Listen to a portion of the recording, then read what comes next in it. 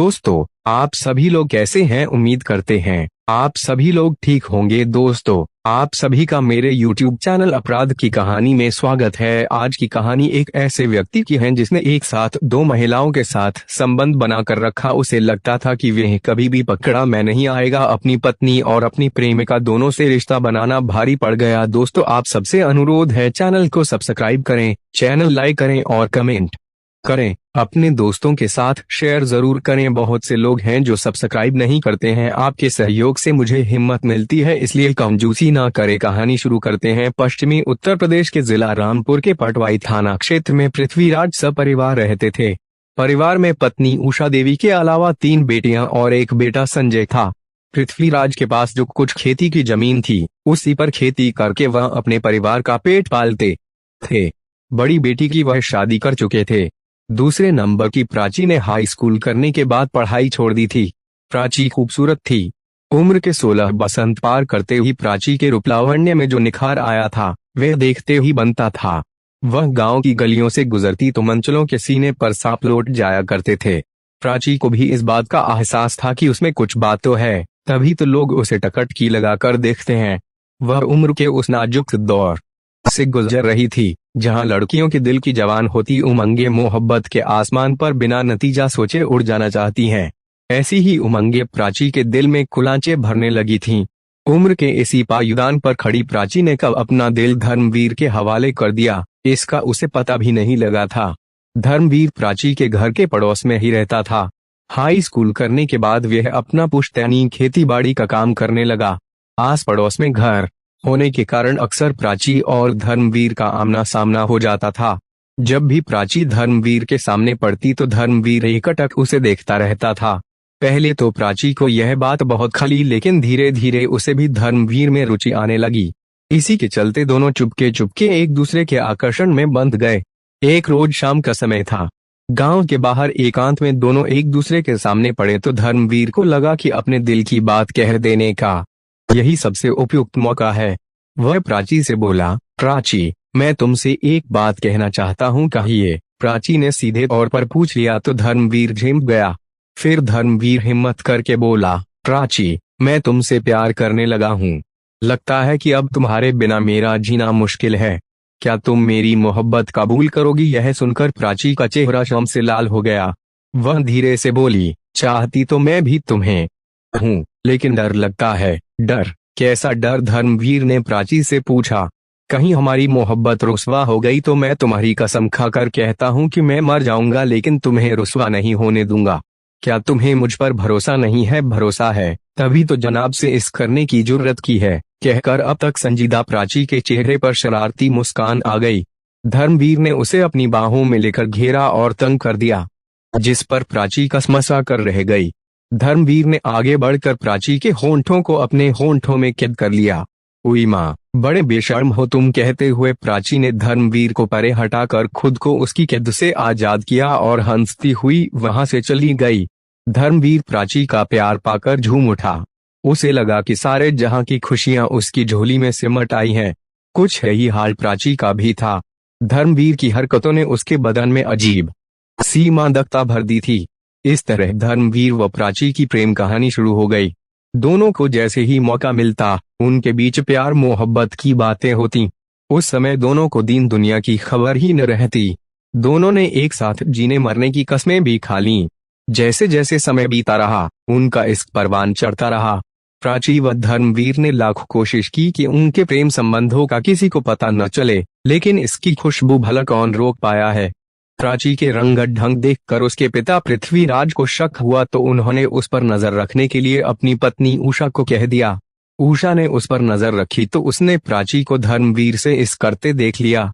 जब पृथ्वीराज को पता चला तो वे आग बबूला हो उठा। उस समय प्राची घर पर ही थी। उसने प्राची को आवाज देकर बुलाया। जब वे उसके पास आ गई तो वे बोला, क्यों रे, यह मैं क्या सुन रहा हूँ कि तू धर्मवीर से इश्क लड़ाती घूम रही है। पिता के मुंह से यह बात सुनकर प्राची चौंक गई। वह समझ गई कि किसी ने उसके पिता से उसकी व धर्मवीर की चुगली कर दी है। फिर भी पिता से झूठ बोलना प्राची के बस में नहीं था, इसलिए वह पिता से बोली, हाँ पापा, बात यह है कि हम दोनों आपस में मोहब्बत करते हैं और अगर आपकी इजाजत हो तो विवाह करना चाहते हैं। प्राची ने यह कहा तो मानो पूरे घर में भूचाल आ गया। पृथ्वीराज प्राची पर कहर बनकर टूट पड़ा। उसने प्राची की खूब पिटाई की और उसे हिदायत दी कि अगर उसने दोबारा धर्मवीर से मिलने जुलने की कोशिश की तो उसका परिणाम अच्छा नहीं होगा। प्राची की माऊशा ने भी समाज बिरादरी का हवाला देकर प्राची को समझाया। उधर प्राची व धर्मवीर के इसकी बात धर्मवीर के घर वालों को पता चली तो उन्होंने भी धर्मवीर को प्राची से नाता तोड़ लेने का फरमान सुना दिया। प्राची व धर्मवीर पर सख्त पाबंदियां लगा दी गईं। वे जलबिन मछली की तरह तड़प उठे। दरअसल प्राची धर्मवीर के दिलो दिमाग पर नशा बनकर छा चुकी थी। उसके सौंदर्य ने धर्मवीर पर जादू सा कर दिया था। उधर प्राची का भी यही हाल था। उसके ख्यालों में धर्मवीर के अलावा और कुछ आता ही नहीं था। हर समय वे धर्मवीर से मिलने को बेकरार रहती थी। कहते हैं कि प्रेम में जितनी लंबी जुदाई होती है, प्यार उतना ही गहरा होता है। घर वालों की बंदिशें धर्मवीर व प्राची के प्यार को कम नहीं कर सकीं। जब उनकी प्रेम अगन बढ़ती चली गई तो उन्होंने मिलने का एक अनोखा रास्ता खोज लिया। एक दिन धर्मवीर ने प्राची को संदेश भिजवाया कि वह दिन छिपने के बाद उससे जंगल में आकर मिले। धर्मवीर का संदेश पाकर प्राची उस जगह दौड़ी चली गई जहां धर्मवीर ने मिलने के लिए बुलाया था। दोनों ने गले मिलकर अपने गिले शिकवे दूर किए। इसके बाद दोनों यही क्रम दोहराने लगे। एक बार फिर से दोनों का मिलन बदस्तूर शुरू हो गया। इधर प्राची ने घर में धर्मवीर का नाम लेना तक बंद कर दिया था, जिसके चलते पृथ्वीराज ने सोच लिया कि बेटी के सिर से इसका भूत शायद उतर गया है। धर्मवीर के विवाह के लिए रिश्ते आने लगे। तब धर्मवीर और प्राची को इसका पता चला तो उनके होश उड़ गए। धर्मवीर के घर वाले भी किसी कीमत पर प्राची को अपने घर की बहू स्वीकारने को तैयार नहीं थे। प्राची के पिता पृथ्वीराज ने भी साफ साफ कह दिया कि वह अपनी बेटी को कुएं में धक्का देगा, लेकिन उसका हाथ धर्मवीर के हाथ में नहीं देगा। अगले दिन प्राची जब धर्मवीर से मिली तो बोली, कुछ करो धर्मवीर, अगर हम यूं ही खामोश बैठे रहे तो एक दूसरे से जुदा कर दिए जाएंगे और मैं तुमसे जुदा होकर जिंदा नहीं रहना चाहती। अगर तुम मुझे नहीं मिले तो मैं जहर खाकर जान दे दूंगी। ऐसा नहीं कहते प्राची, हमने पाक मोहब्बत की है, हमारी मोहब्बत जरूर कामयाब होगी। धर्मवीर प्राची के हाथ को अपने हाथ में लेकर बोला तो प्राची के मन को तसल्ली हुई। 9 दिसंबर 2019 की सुबह लगभग 8:30 बजे प्राची घर का कूड़ा गांव के बाहर घूरे पर डालने गई। काफी समय बीत गया, वे नहीं लौटी तो उसके माता पिता ने उसे पूरे गांव में तलाशा, लेकिन उसका कोई पता नहीं लगा। काफी तलाशने के बाद भी जब प्राची का नहीं मिली तो 10 दिसंबर को पृथ्वीराज ने थाना पटवाई में बेटी के लापता होने की सूचना दी।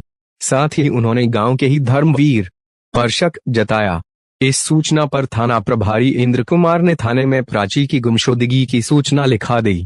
थाना प्रभारी ने धर्मवीर के बारे में पता करवाया तो वे भी घर से गायब मिला। उसकी सुरागरसी के लिए उन्होंने अपने मुखबिरों को लगा दिया। 15 दिसंबर को पटवाई चौराहे से थाना प्रभारी इंद्र कुमार ने धर्मवीर को गिरफ्तार कर लिया।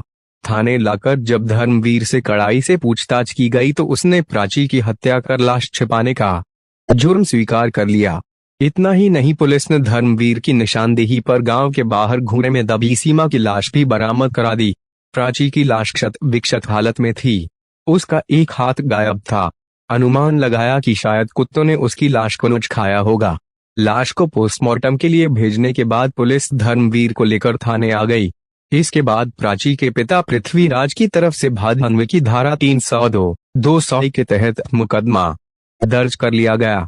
पूछताछ में हत्या की जो वजह निकल कर आई वे कुछ इस तरह थी। धर्मवीर और प्राची के घर वाले जब उनकी शादी के लिए तैयार नहीं हुए तो इस प्रेमी युगल की चिंता बढ़ गई। तब धर्मवीर ने प्राची से वादा किया, प्राची, मैं घर वालों के कहने पर दूसरी लड़की से विवाह तो कर लूंगा, लेकिन मैं सच्चे दिल से तुम्हारा ही रहूंगा। हमारा रिश्ता भले ही दुनिया की नजर में अलग हो जाए, लेकिन हम हमेशा एक रहेंगे। विवाह के बाद भी मैं तुम्हारा ही बना रहूंगा। धर्मवीर के इस वादे पर प्राची को पूरा भरोसा था। इसके अलावा उनके पास अपने रिश्ते को बनाए रखने के लिए कोई रास्ता ही नहीं बचा था। धर्मवीर के लिए जो रिश्ते आ रहे थे उनमें से धर्मवीर के परिजनों को एक रिश्ता भा गया।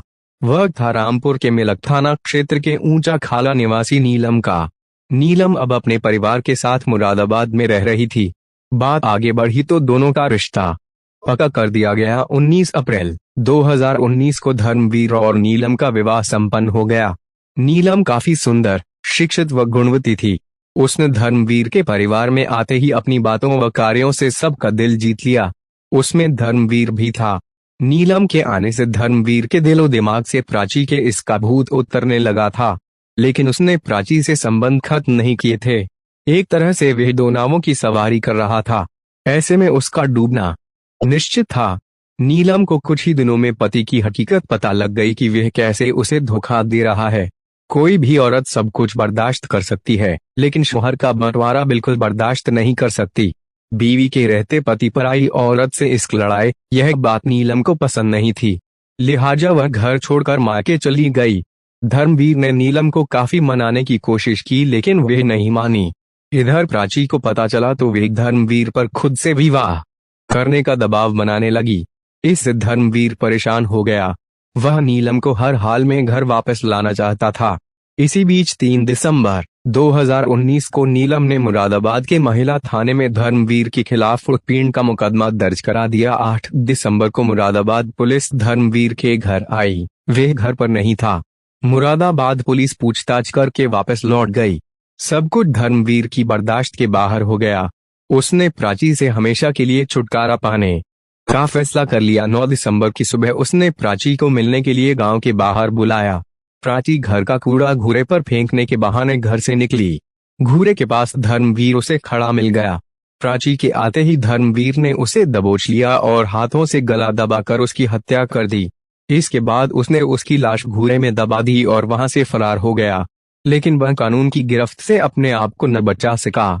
कानूनी औपचारिकताएं पूरी करने के बाद इंस्पेक्टर इंद्र कुमार ने उसे सीजेएम कोर्ट में पेश किया। वहां से उसे जेल भेज दिया गया। दोस्तों, आपको कहानी कैसी लगी कमेंट करके जरूर बताएं और एक बार फिर आपसे अनुरोध है, चैनल को सब्सक्राइब करें और लाइक करें, शेयर करें। कल फिर आपसे मुलाकात होगी एक और नई कहानी के साथ। तब तक अपना ख्याल रखें और